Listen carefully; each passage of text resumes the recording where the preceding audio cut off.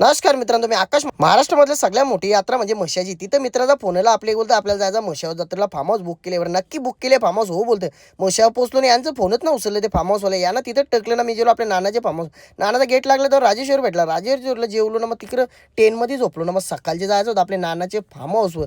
मग तिकडं जाऊन आपण कपडे बिपडे चेंज केलं ना, मग आंघोळ बिंगोळ करून मग आपण निघलो. नानाचं इथं मंदिर 18-19 वर्ष झाले आणि कालेश्वरी मातेचं मंदिर आहे. नक्कीच भोयर फार्म हाऊसला गेल्यावर इथं दर्शनाला जा कालेश्वरी मातेचे. मग आपण निघलो मार्केटमध्ये म्हशाला जायला. बाबा इथं सगळ्या वस्तू ना जत्रेने एक नंबर.